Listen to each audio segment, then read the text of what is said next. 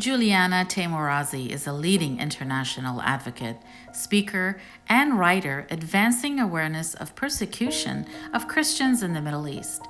In 2007, Juliana founded the Iraqi Christian Relief Council to shine a light on the plight of Christians in her ancestral homeland and raise funds to deliver food, shelter, and medicine to Iraq.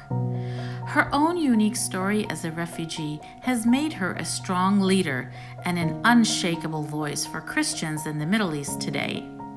Taimoorazy has advised many U.S.-based organizations and institutions on the issues of persecuted Christians in the Middle East, has been consulted on developing policy, has authored many articles, and continues to speak globally to raise awareness on these important issues.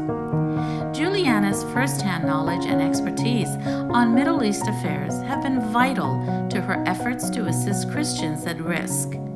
Her personal network of contacts throughout the region and her unique perspective as a former refugee have been vital to her ongoing efforts to share the message of the plight of the Middle East Christians and their desire for religious freedom and their right to live in a pluralistic society. Understanding the value of religious freedom, she has been known as a warrior against discrimination. She has spent much time in building relationships between the Middle Eastern Christians and the Jewish community. She is the leading effort among the Assyrians in America to fight against anti-Semitism in different communities. Being born and raised in Iran, having direct contact with the Iranians in exile, as well as being connected with people inside the country, Taimoorazy is able to speak on the current political and humanitarian conditions in Iran.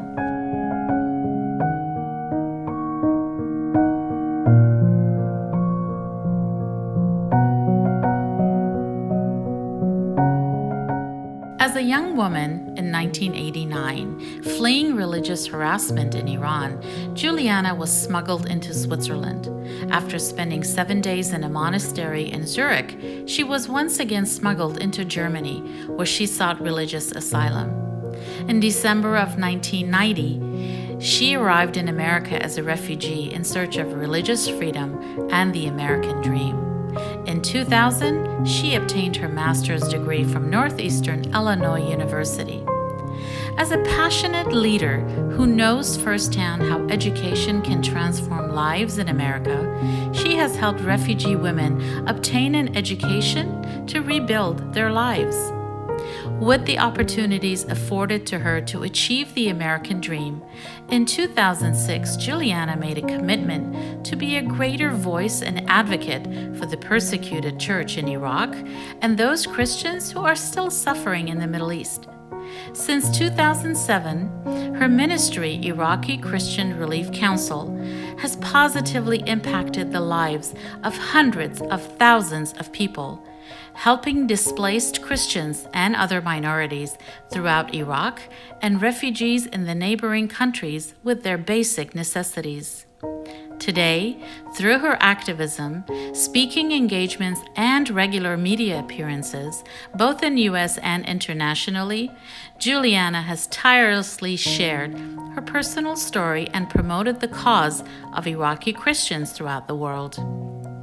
She has been featured on Fox News, BBC, Wall Street Journal Live, Newsmax, Israeli Broadcasting Authority (IBA), and Christian radio programs including CBN. From her time as an Assyrian Christian living in Iran, Juliana learned to be multilingual and is fluent in English, Farsi, and Assyrian. She will soon be releasing a book sharing her personal experiences and the plight of her people called Daughter of Nineveh.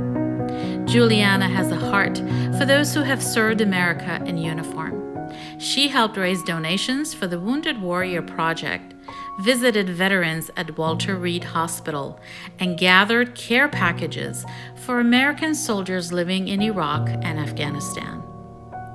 For her tireless service to humanity, Taimoorazy was nominated for the prestigious Nansen Award through the United Nations Higher Commission on Refugees. She has received multiple awards such as ASSYRIAN Woman of the Year, Michelle Malkin Investigates Bulldog Advocacy of the Year Award, just to name a few. Welcome to the Modern Assyrian on ANBSAT. My name is Carmen Morad. My very special guest today is Juliana Taimoorazy of ICRC. Welcome to the Modern Assyrian, Juliana. It's an honor to be with you, Carmen. Thank you. It's truly a privilege to have someone like you on this program that amplifies really the level of engagement of the Assyrian cause and all the humanitarian work that you do on the platform that you do. So I would like to begin by that first off. Thank you. Thank you so much. It's a privilege for me to do this work. I consider myself truly blessed to be able to serve my nation and to serve the humanity as I do today.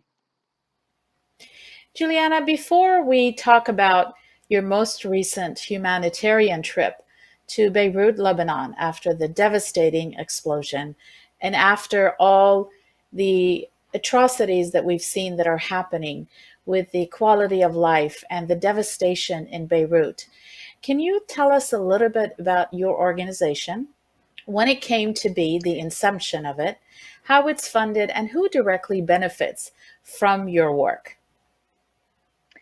Certainly, the Iraqi Christian Relief Council was founded 13 years ago in 2007. When Iraq and the United States were at war, when we were reading the papers, when we were watching the news, really everyone was talking about the Kurds, the Arabs. There was no one discussing the massive persecution that the Christians, the Assyrians, also known as the Chaldeans and Syriacs, were faced with.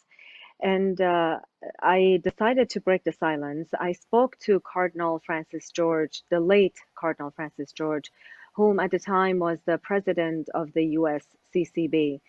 And that is the United States Bishops' Conference. And I said, what is the Vatican doing to help the persecuted Christians of Iraq? And he asked me to a meeting. And to be honest with you, Carmen, I wasn't really aware or I wasn't prepared for that meeting because I simply was asking a question about the role of the Vatican that could play to help the persecuted Christians. But he asked me to the meeting, and I went to the meeting, and they asked me to start an organization that would teach the Americans about who we were and letting the Americans know what is our ask. So on in July of 2007. I wrote a letter to God asking for his help. And I remember I was in downtown Chicago. I was sitting at a cafe that no longer exists. And you can find that letter on our website under About Us. And I wrote that letter and I asked him for his help. I said, I've never done this before. I don't know what this is all about. But if you guide me, I will go forward. And ever since then, it's been really quite a journey. My board and I have a fantastic board. We have been able to do God's work. Really, the purpose of this organization is, if I may say, this is something that has never been done, I don't think, in an organized fashion among the Assyrians. I wanted to do something that would introduce the Assyrians to non-Assyrians, to bring non-Assyrians as friends, that they would advocate for us, that would be our voice in other communities, whether it was political, whether it was religious, whether it was for them to go out there and raise money in the form of humanitarian aid. And that's exactly what has happened for the last 13 years. We have been able to move the political needle a little bit, although not quite as much as we have been wanting to. But financially, we've made an impact from a prayer perspective. We've been able to make an impact, and a lot more people have been able to know who the Assyrians are because of this organization, and we're grateful. But we have a lot more work to do, a lot more work to do. But this is why we founded the Iraqi Christian Relief Council to bring more friends from the non-Assyrian community into our community.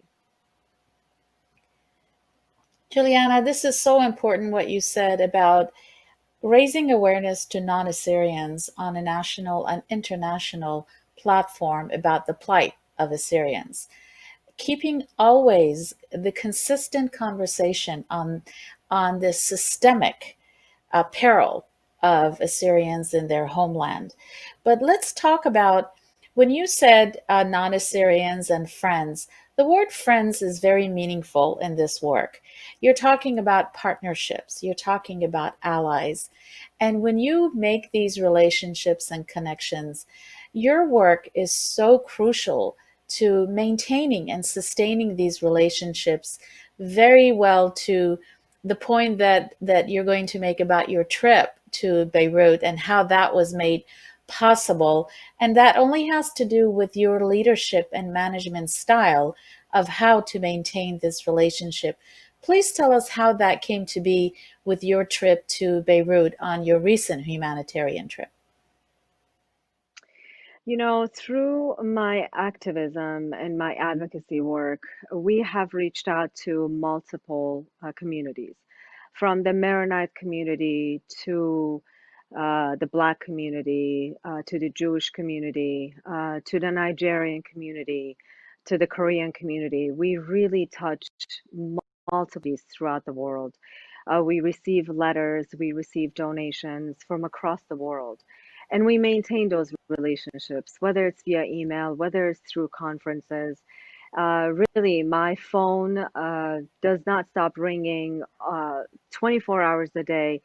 And it's a one-woman show most of the time, and it's a lot of work. Um, I wish I had a much larger team, and I think ICRC would make much more of an impact if I had a larger team. But thanks be to God, we're able to do what we do. So, and about this particular trip, when the blast happened, right before the blast happened, we were on a phone call. My small team and I were on a phone call, the board, and we were talking about a program that we had launched. We had a soft launch. It is called I Adopt a Refugee, which we have been able to adopt a small set, about 70 families of refugees in three countries, Lebanon, Turkey, and Jordan. But we wanted to do a more of an impact on social media, to do a hard launch, to let more people know about this program, to be able to adopt more families on a monthly basis, adopt them financially. But when the blast happened, I contacted Eileen Ishaq, who is in the leadership position, my team leader in Beirut, and she was absolutely hysterical. She was crying because her nieces were, uh, God had saved them from death. And she was crying and she shook me. I was shaken to my core because I remembered I was raised in Iran, and you were born in Iran. And I'm sure you had faced during Iran-Iraq war. I remember the days of the bombing. So her hysterical ways shook me, and I came back to the team and I said, "Look, we're gonna start relief for Beirut. Let's start helping our people immediately." But as I started raising money for our Assyrian people that were affected, I honestly started thinking of the Maronites and of others in Beirut that were affected.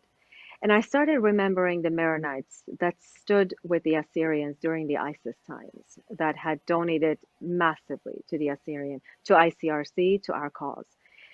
So some time passed, and on a Saturday, I woke up and I called a friend of mine, a Maronite in DC, and I said, Professor, I want to send some aid to Lebanon. How do I do this? He said, well, you have two options, knowing that I want to go to Beirut. I woke up and I said, I'm going to Beirut. It was a Saturday morning. It was about 10 days after the bombing. And but I didn't tell him when I called him. I didn't tell him I wanted to go. But I said, look, I want to send some aid to the Maronites. How do I do this? And he said, well, you have two options. The first option is to go. And I said, okay. I don't need the second option. Help me go. I want to go. And the Tuesday after, the 2, 3 days after, I was on the plane. I had taken a COVID test. The rapid result had come, and I had taken some money with me, and I was on the plane uh, through my connection through Turkey, and I was there. I was on the plane en route to Beirut alone.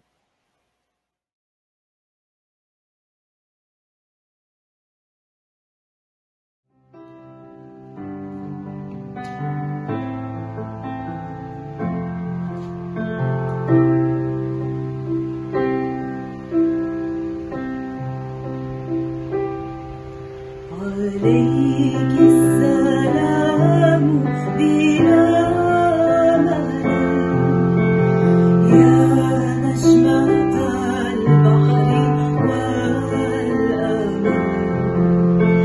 يا والدة ربي الأزل وهي بتول لا تزل أنت الغنية في النعم نحن بنوك في عدن فريقي لنا عند الندم فمن جاءك نال الأمل عليك السلام بلا ملل يا نجمة البحر والأمل يا والدة ربي الأزل وهي بتول لم تزل.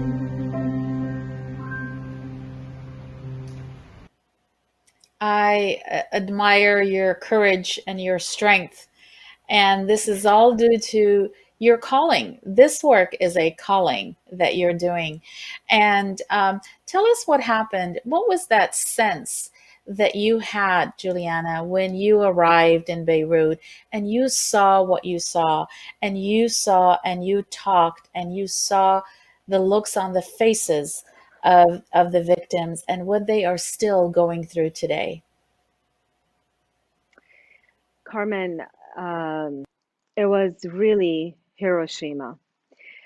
Obviously, I was not alive. I wasn't born during Hiroshima. I've only seen it in videos and pictures, but walking through the streets, looking at people's faces, looking at people, uh, they all they had packed in a small suitcase or in bags, walking. And sometimes, as I was taking pictures, sometimes they were blocking or they were covering their faces or they were trying to block my lens, not to take pictures, or they were trying to get my attention to tell their stories. You would get all kinds of sentiments.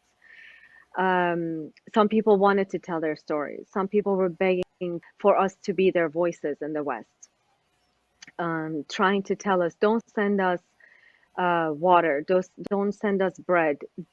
Please help us change the regime here. Please help us help the young. Or sometimes people were saying, get us out of here. There's no future here. Economy has collapsed. The government is corrupt. The aid that is being sent doesn't get to us. I mean, there was an array of sentiments there. You would walk through the streets and you would see a destroyed salon, hair salon, shattered mirrors, and there's a small area of the mirror that was still intact, and somebody with a lipstick had written, look, I'm getting chills telling you this. My salon is destroyed, but I have not been destroyed, and I'll be back, or I will rebuild. Or there are, and people handwritten, they had written, I will rebuild. And you know, it's something interesting. When when the blast happened, apparently all of the clocks froze at that hour. And if I recall, I think it was like 6:15 or 6:20, something like that. And then there was this man, his name was Fer'on, actually, ironically. And he lived in a 200-year-old house. And when we brought aid to him, as I said, we had brought some aid to the Maronites, Lebanese citizens. And he had put all of his clocks, his house clocks, and he had set them on the outside of his house. There was very little left of his house. So I made him stand, and I'm not a photographer, okay? But it was so interesting. I made him stand in front of his house, and I laid all of his clocks around him, and he was so hopeful about rebuilding his house. And I made him take two stones of his house to put them on top of each other with a serious face, all the clocks frozen at 6:15 or 6:20, to send a symbol, a message that I'm standing in front of my ruined house, destroyed house, but I'm going to rebuild one stone at a time with Wow. but time frozen around me, right? So, I mean, but then I talked to young people, older people. There was a guy, I'll never forget this. I have this on my iPhone. His half of his house was destroyed, and there was this young, very tough guy that was drilling in the house, and I guess that was his grandson. And this older guy, he had a little rope that was tying his balcony rail to his pillar. He was trying to do the smallest thing he could to keep his house from falling apart while this burly grandson of his was drilling, trying to fix the house. So what I'm trying to say is you had every emotion, and you would see aid workers passing bread, passing sandwiches, passing water. You could see resilience everywhere, and yet you could feel hopelessness also. You could hear about corruption when you would walk into these people's houses. Um, I wanted to help 10 Lebanese families. And I'm telling you, Carmen, I saw so many miracles happen. I know God was present there. We were able to help 24 Maronite families there. And God just blessed, like He blessed the loaves of bread and fish. He blessed this money that I brought with me. I'm so grateful. And every family that I walked into these homes, I have this on camera, and I swear to you, it was not solicited. They said, you know, you are the first person that walks in with money in the hands. You're not using us for photographs. You're not using our information. Do you know how many people have come in? They've taken our photographs, they're taking our information, and they've never come back with aid. You're the first person that walks in and brings money. So this tells you, when people in the news, you hear that there's corruption, be careful where you're sending the money. It's true. You talked about how we have to be careful with, I mean, it was off camera. We were talking about we have to be careful where the money goes, and how we have to be careful with checks and balances and etc. We were talking off camera about this. It is true. The Middle East is plagued with corruption. So, and Lebanon is not an exception of that either. But yeah, it was a blessing. I came back, and on my social media, some people have seen, I've posted, my heart is in Beirut. Truly, my heart is in Beirut still, and I wish I still was there and serving.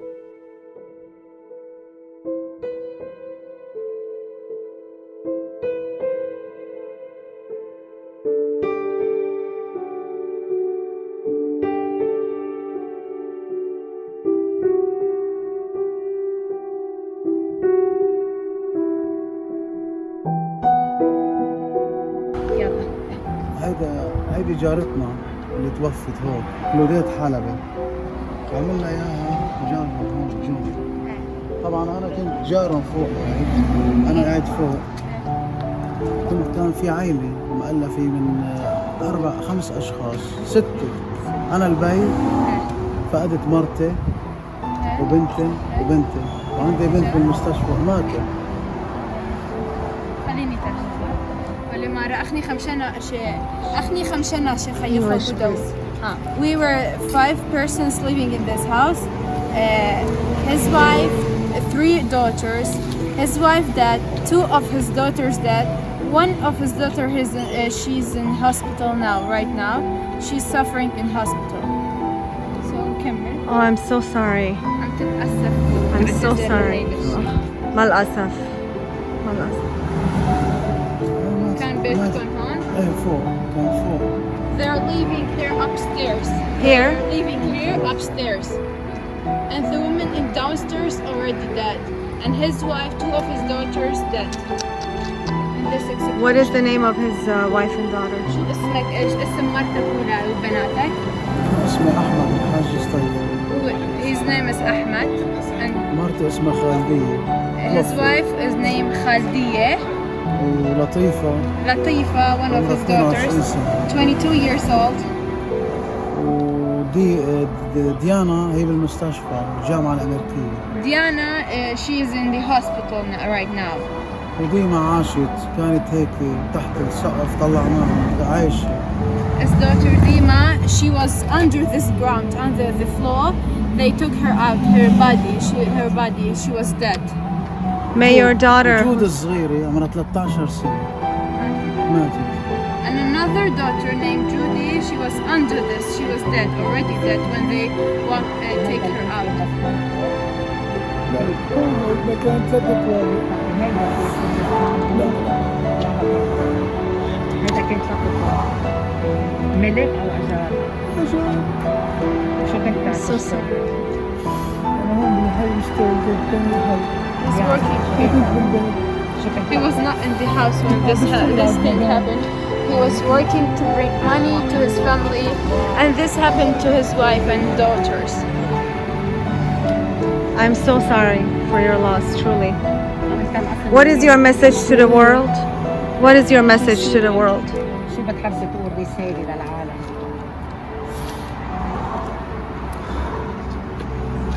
بقول ما بعرف هذا هو حلم ما عم بصدق حالي انه هو حلم هي حقيقة هو كابوس.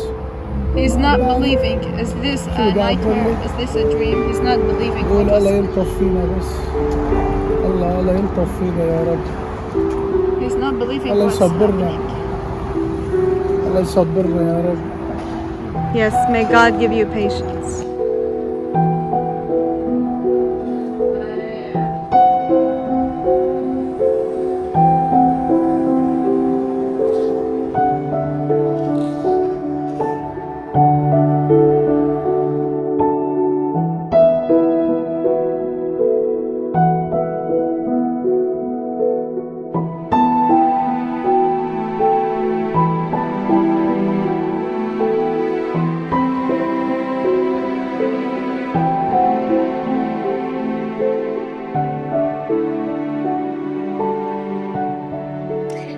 Juliana, when you said you did your part and you had the blessings of multiplying the resources that you had and the fact that you were there to help, but we know the devastation is so widespread.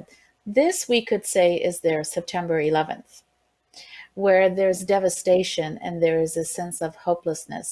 And where are the resources that is helping the victims? Where are they sleeping? Where are they? Is there other humanitarian organizations like the Red Cross that we have here that is stepping in? And the other thing that I'm so proud that you brought up when I heard your conversation in ASSYRIAN was trauma. Please share with us what you saw, because devastation, such a sense of loss, whether it's loss of life, whether it's loss of property, loss of your sense of who you are and your identity, it creates trauma. And if it's untreated, it really can wreak havoc into a life of a person. Tell us what you know about that and what you saw and what people should be really concentrating on when they want to help someone who's been devastated by this tragedy. Yes, I saw U.S. aid present there, but from what I understand and from what I see, uh, everybody's trying to scramble to see where should the money go, who is doing the right thing, how should the money be funneled there, who is doing the just project. Okay, so this tent is, let's say, there are donations from various Iraqi organizations like Al-Sika and Malcolm Vitas Iraq and Izdiharul.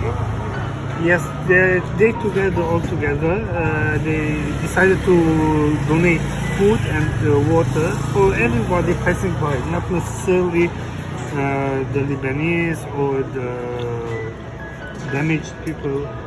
Even the workers, we give food without discriminating between one another. And this is basically our job here to give food and water for everyone in need. I have not seen the Red Cross myself, but I have seen other Arab organizations on the ground, Lebanese organizations. I actually saw, and I have pictures that I'm sure you will show. Iraqi organizations had come together on a volunteer basis. We're passing out food and etc. There were many organizations on the ground that they were trying to help, but this devastation is so massive, so on such a large scale that this will take countries to get involved to on a very large scale to rebuild this. And I have to tell you, Carmen, this hit, I believe, and I will say this, the Christ it struck the heart of Christendom in Beirut. It hit the heart of Christianity in Beirut. All of the restaurants, um, the galleries, the beautiful high rises, where the concerts were being held, just where the Christianity was. This is where the devastation happened, and yes, others like Muslims suffered as well, but majority of Christian homes have been destroyed.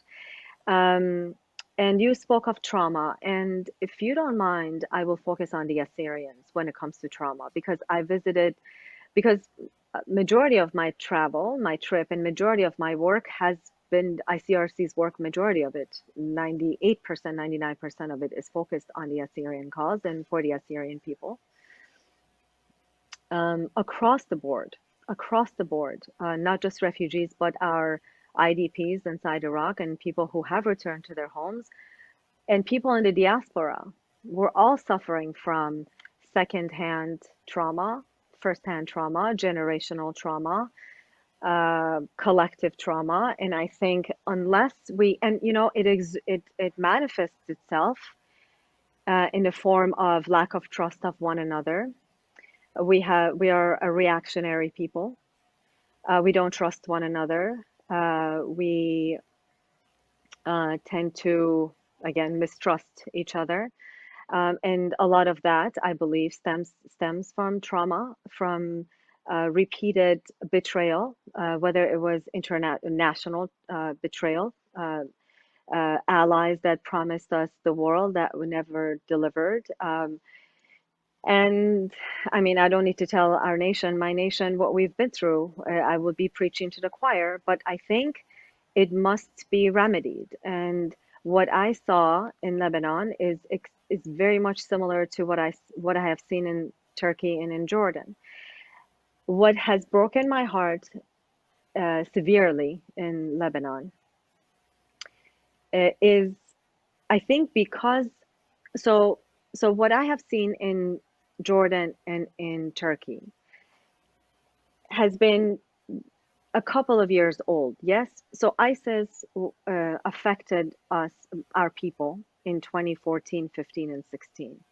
And when I visited them in 15, 16, 17, 18, now is a few years back. Yes, the effect is still there. But it's a few years back now. Still there, but a few years back. When I went to Lebanon, the impact of the explosion was just 10 days old.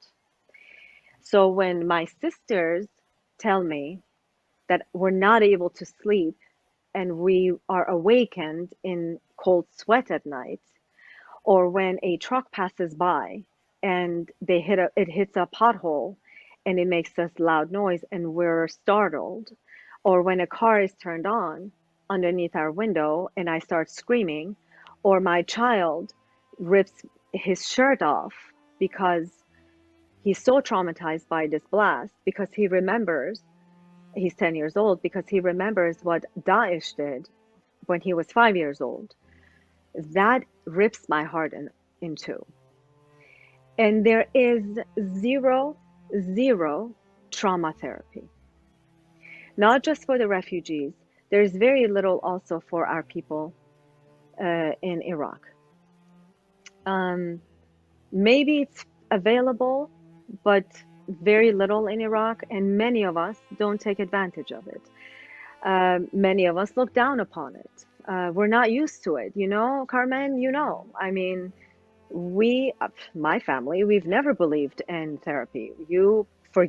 Please forgive me, but you tolerate it. You suck it up. You pull yourself with your own bootstraps and you tolerate it. You swallow it and you just go for it. You just don't think about it, and you pray to God and you don't think about it. You just go like your mother did, your grandmother did, your great grandmother did. You just don't deal with it.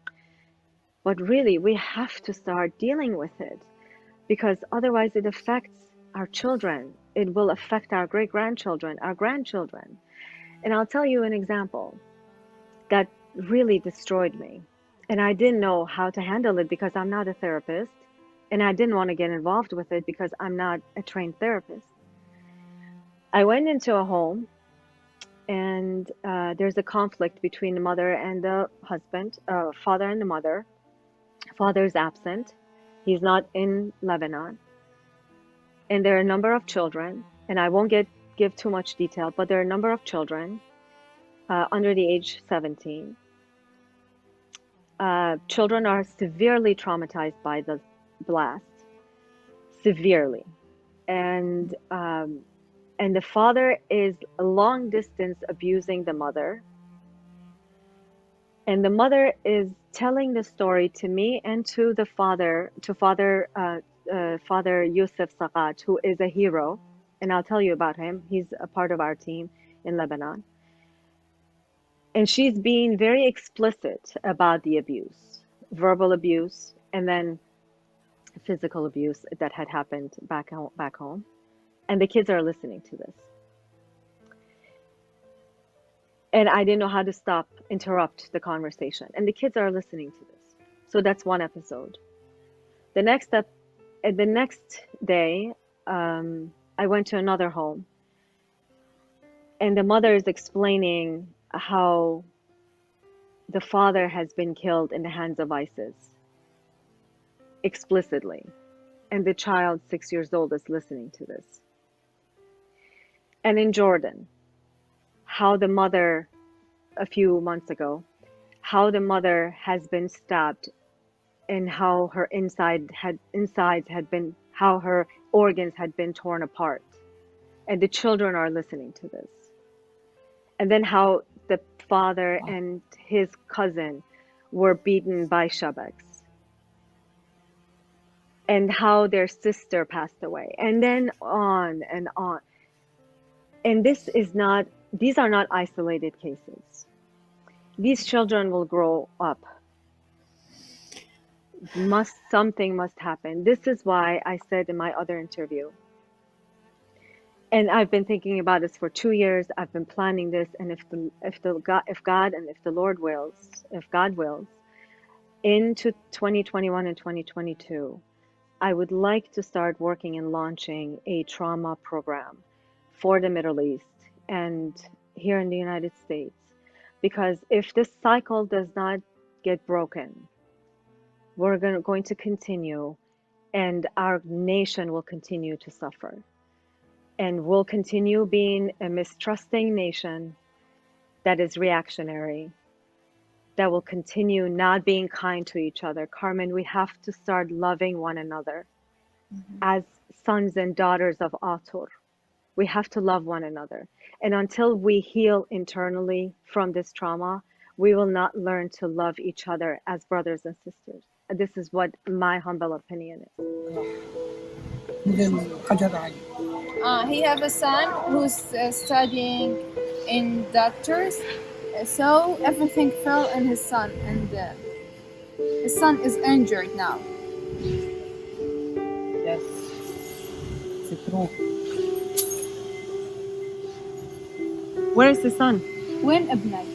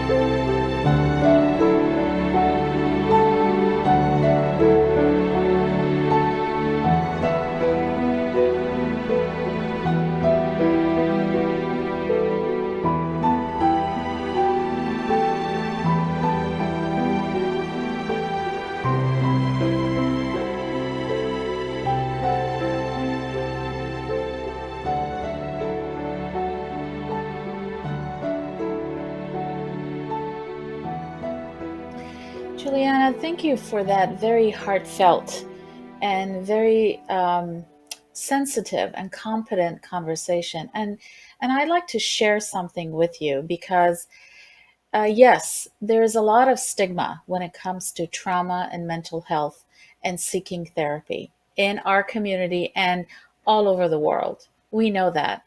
I work with Stanislaus County Behavior Prevention and Early Intervention. And I was a contractor because we are here in Stanislaus County, one of the highest resettlement regions of refugees. And there was a lot of trauma that was being diagnosed with refugees, but they were so ashamed to talk about it.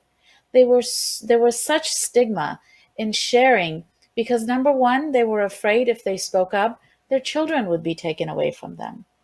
Number two, Wow. if they spoke, if they had traumatic experiences and they sought therapy, they would not be able to get jobs. The level of stigma is so high. But we started what's called the ASSYRIAN Wellness Collaborative, meaning that seeking out with culturally competent and sensitive practices to make sure that the social workers with when they're dealing with refugee families that are seeking services, school districts with children of refugees, and also with seniors. A lot of refugee seniors suffer from depression and anxiety. We don't like to talk about it, but it's such a reality of life The younger generation are able to acculturate, speak the language, and somehow found their way to have a somewhat productive life. And as the years go by, being a resilient nation that we are, Juliana, we find our way and we empower ourselves and one another. However, there are those that the trauma has been so impactful that they need a little bit extra help, whether it's therapy, whether it's a supportive environment, or in some occasions, medication.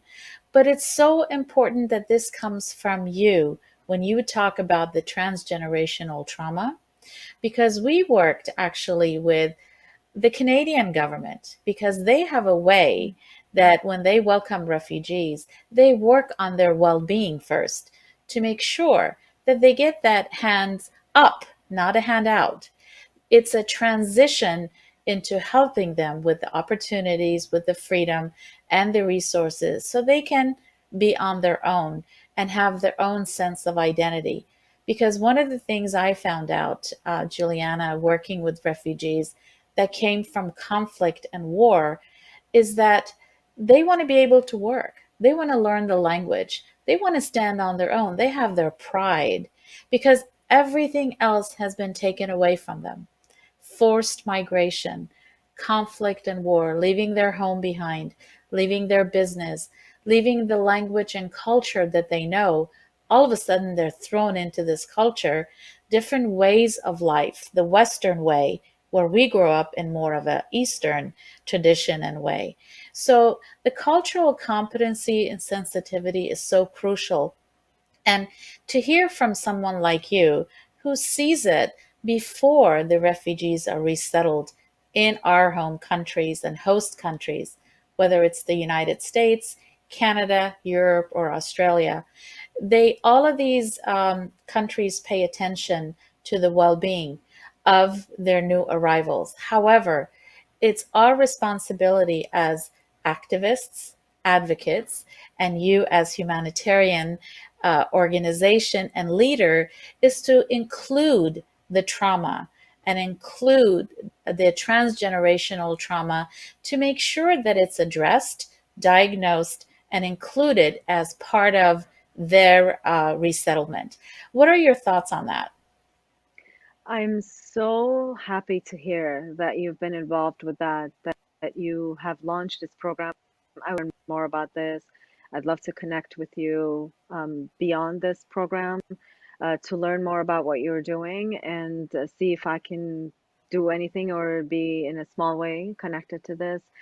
And you just gave me an idea if there is anything that I can offer you in terms of information that I can give you from what I have seen to even prepare you or others like you in other countries even or even in other communities within the United States. Hopefully more people will be resettled here to prepare you as people come in terms of how they are, uh, where they are today, what they're dealing with to prepare you as they're coming, um, to prepare you, to welcome them, to know what they're dealing with. So I'm here to serve in whatever capacity. Thank you, Juliana. I am so excited to be able to normalize the conversation on well being and mental health. It is so important because it is the quality of our life that we're talking about. And our new arrivals are just like you and I were at a younger age. And we have that obligation and the opportunities to help them out, to help them navigate through the system, to make sure they get the help in a timely manner that they need so they can help others as well. That's what it's all about, is paying it forward to make sure that whatever opportunities and circumstances that are being stolen away from our people in the Middle East in a very systemic, chronic, and manner, that by the time, for those who choose to come to the West, not all choose to, but I know you have some words to say about those who really don't see a future in these countries, because you talked about corruption, you talked about the political corruption, a sense of homelessness. How are these refugees who are really wanting to get out, where are the political and humanitarian organizations like World Relief and International Rescue Committee that can expedite these cases due to this devastation, for example? You know, um, from what I hear, Canada has been opening its door um, now, not because of this devastation, but within probably about a month and a half now, Canada has been opening slowly the door to the refugees, especially from Turkey. Australia is completely closed because of COVID. A lot of people, many people, have had their ticket in their hands, their visa in their hands the day before COVID shut their door. A few hours before their flight was taking off, in Australia especially, they closed the door. So those people are absolutely devastated, in Lebanon especially. They were crying to me. They were saying we were about to leave. Our flight was going to take off, or we were leaving the day before, or the day they were about to leave. They shut the door. They closed the door in Australia. The United States, as you know, they're not looking at any cases. So I'm not aware of anyone really entering the United States at this time.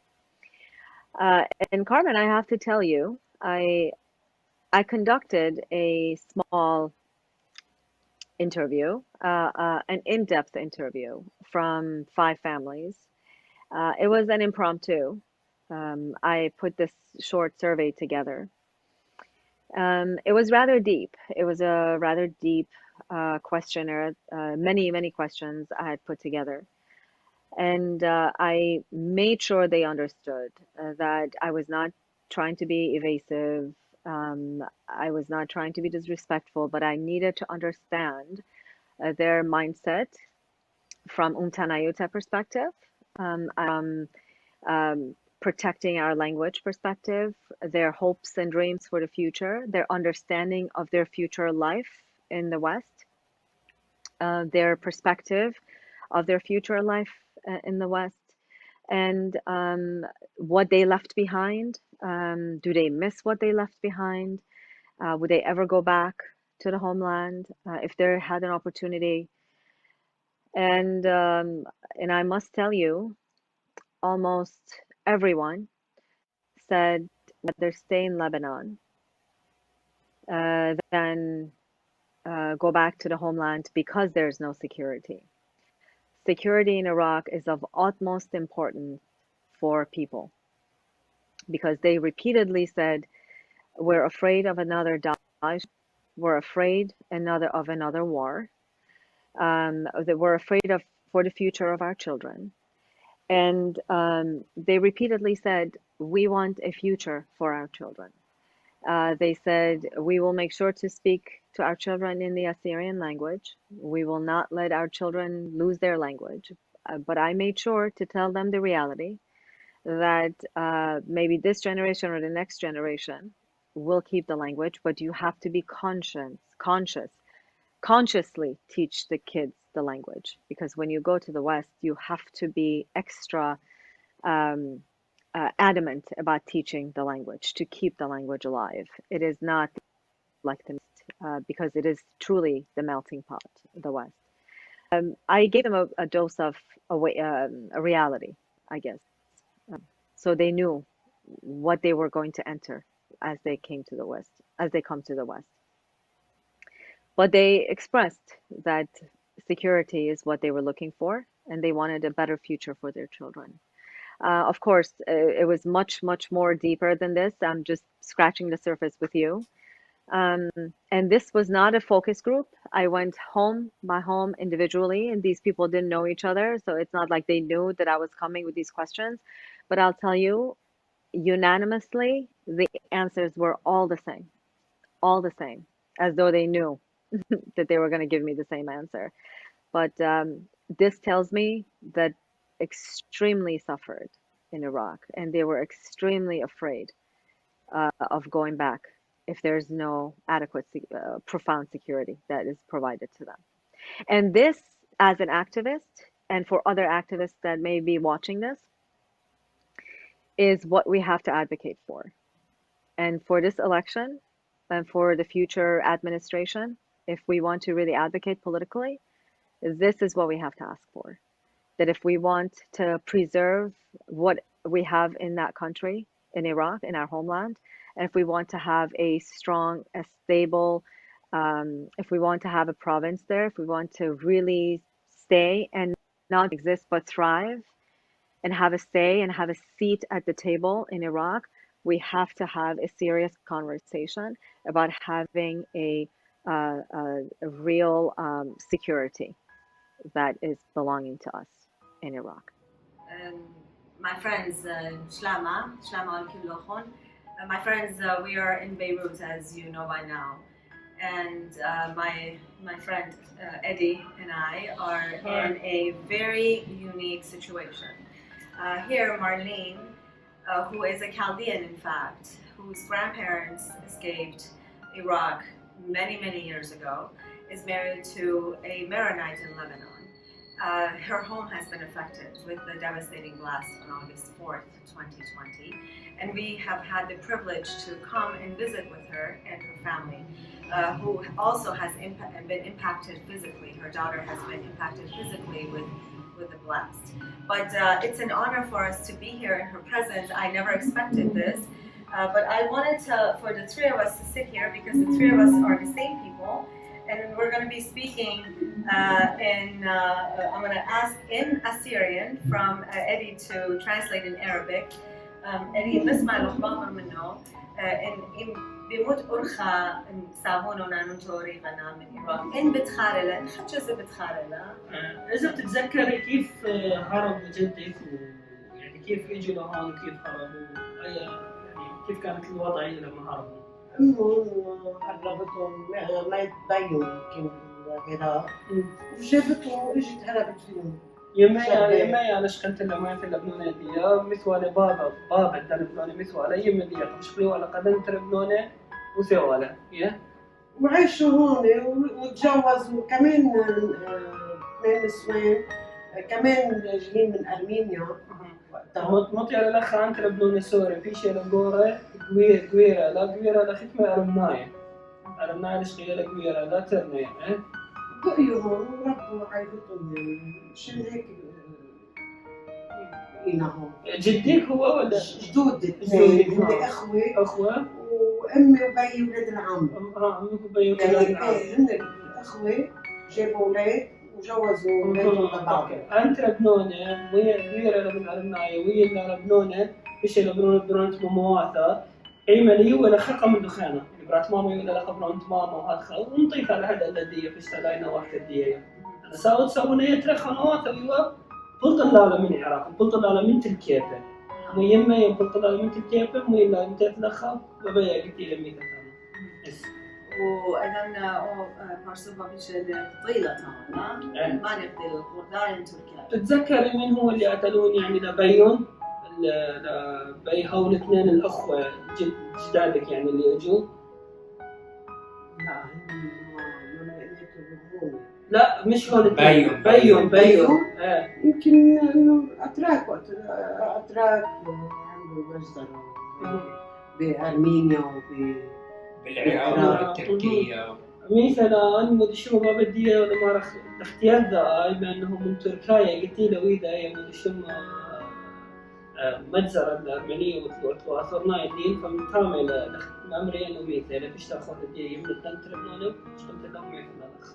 ومزمت لنانو شوبوت زحمة تويتر يعني شاتونيت قد راغة هل مزمنا من كلمة شاتونيت الدان وحكيوا معك إنه سألوا لك أو خبروك كيف كانت القصة بالتعب أكيد شو قتلوهم بالطريق وبالهيدا اجوا يمكن شيء مشي شيء ما بعرف هيك حكينا عن القصة كيف اجوا شوي ما يعني ما كتير بتذكر شو كان يحكينا جدي يعني لأنه القصة من زمان أمي وبيي كانوا يعرفوا شو صار أكثر يعني بس بنعرف إنه كرمال هيك إجوا لهون.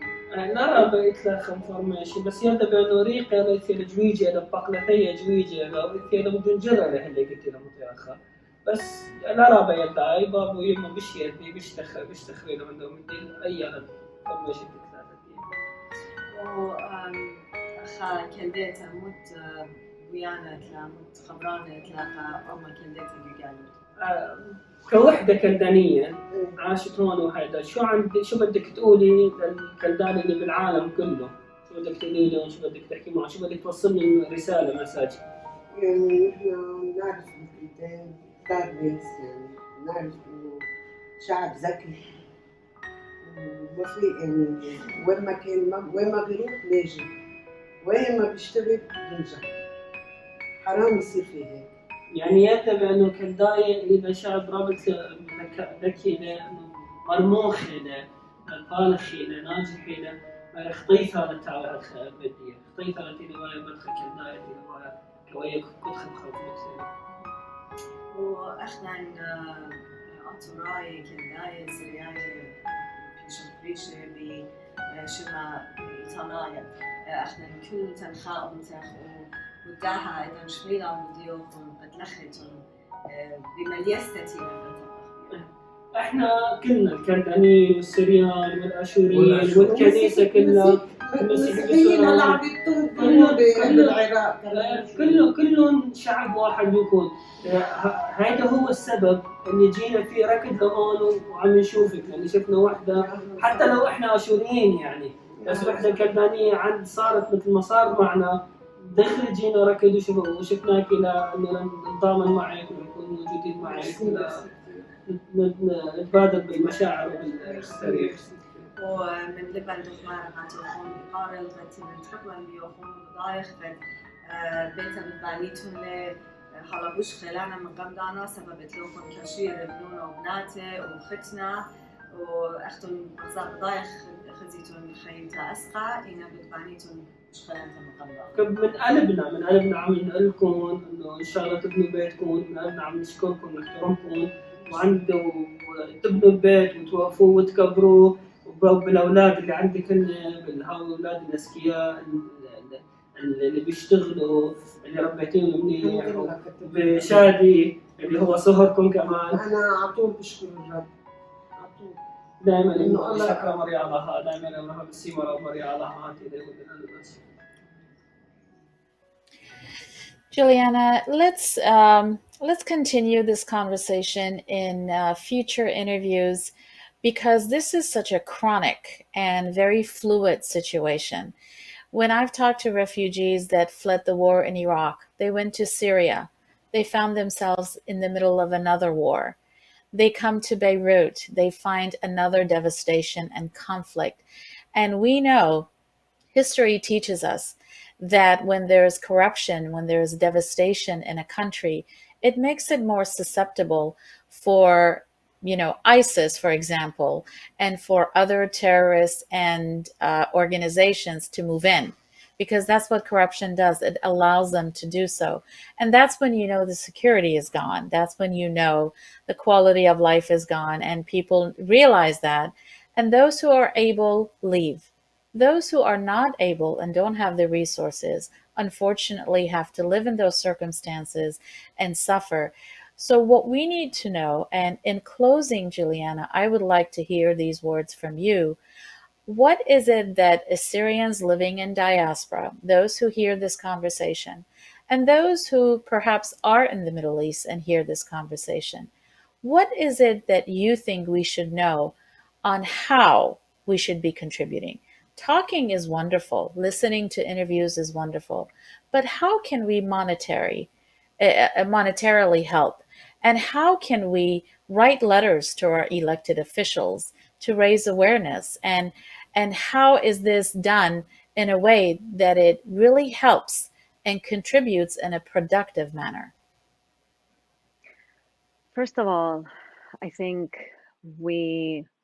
I'll talk about monetary after this. I think what is the most important for us is to know exactly what we want.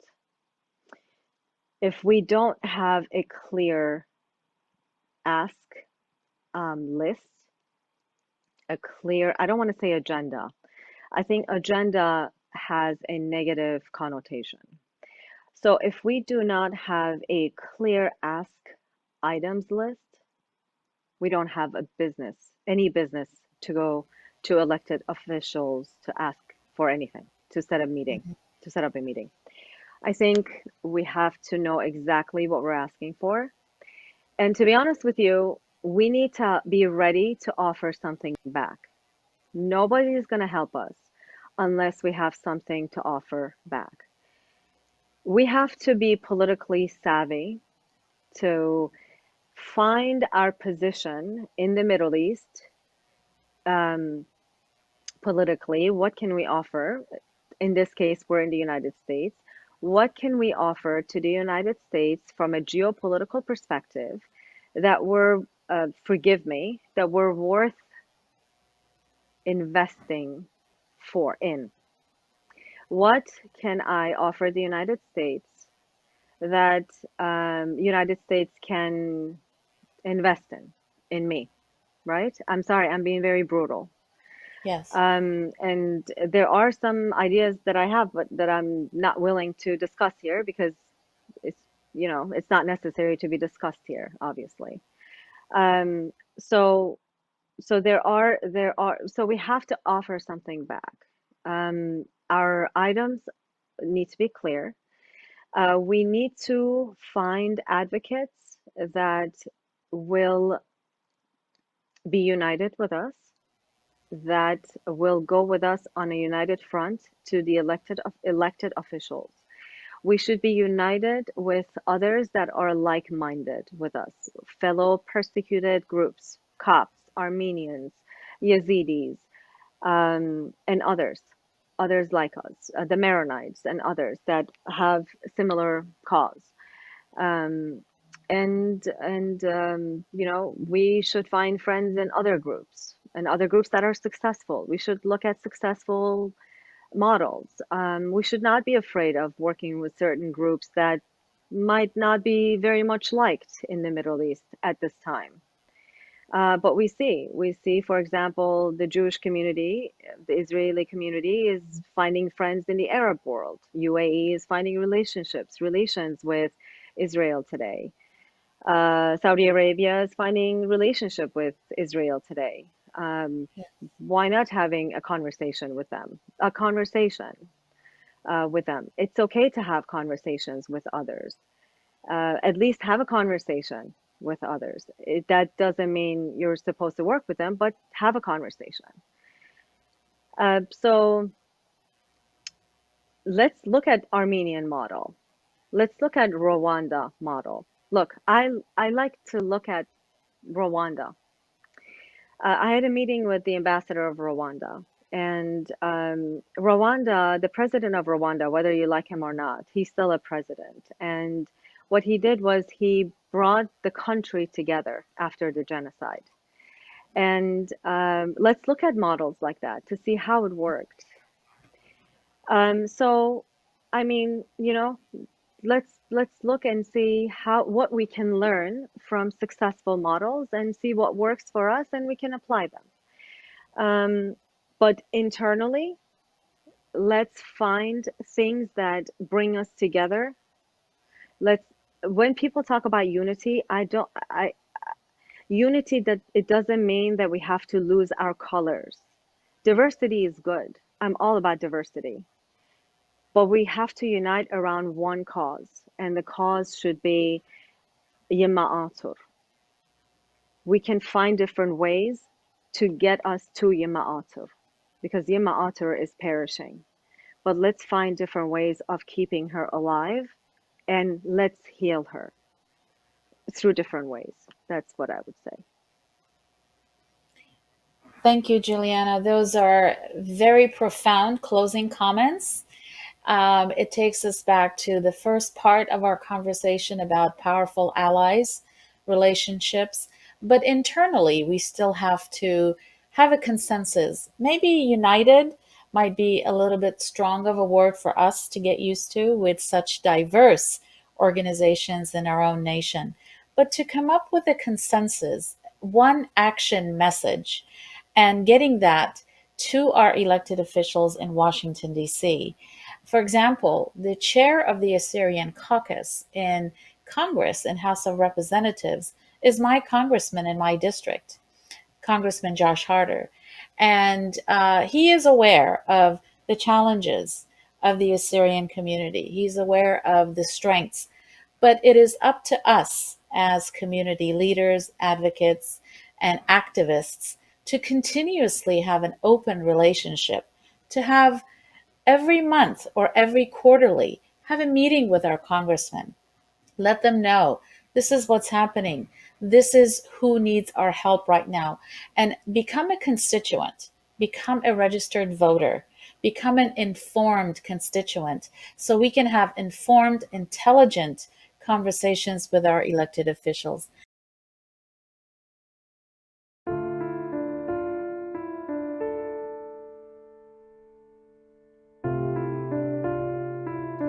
يكون عندك مستقبل. يلا. بعد بدي ايش اعمل؟ قلت لك اجباري عني بدك ربيتون وكبرتون وجوزتون والله بعد اسمه ما عرفتوا نصيب بنتي هيك تيبقى وانا تقعد عندها. ايش اعمل؟ انا كرمالة والله كرمالة هالبنت هالطفلة مرضت 3 أشهر بنتها ما كانت تعرفها لو ما كانت ضاعت البنت. يعني امانك بنتك يعني. ايه بس املي بنتي وهالطفلة بس اقدر لان كلها الله يخليكن ويخليهن مجوزين يعني هاي اللي خلتك امانك اللي خلتك قوية. بنتك وخليكي. الله يخليكي. خليكن يطول عمركن ويوفقكن يا رب ورب يعطيكن.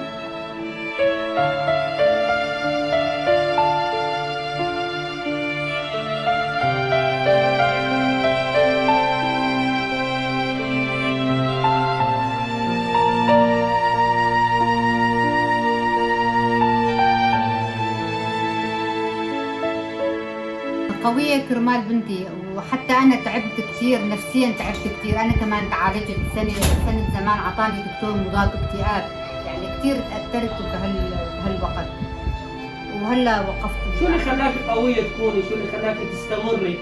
بدك يعني أمل. البنت هو أملي بنتي يعني غصب عني عندي بنت وأمي كمان مقعدة يعني كرامة الاثنين. هو الأمل اللي عندك يعني. هدول مثل ما أقول هاي نوري للمستقبل. Juliana, thank you so much for this interview. Thank you for raising awareness of the plight of the Assyrians on an international level. And thank you for all you do. And I would like to invite you again, if you have anything to add, whether it's different parts of this interview and our conversations, A&B is always available for you to have the platform for these wonderful discussions. Thank you so much, really. Thank you for giving me this opportunity. You are enabling me to be the voice for those who, or a voice among many other activists, to give a voice for those that don't have this opportunity. Really, our nation needs so much, and you're giving us this chance to be their voice. So I'm grateful to you. God bless you, and all of you who are behind the scenes and are able to produce this fantastic work that you guys do. God bless every single one of you. Thank you. Likewise, Juliana. This concludes my conversation with Juliana Taimoorazy. I will see you on the next Modern Assyrian on A&B SAD.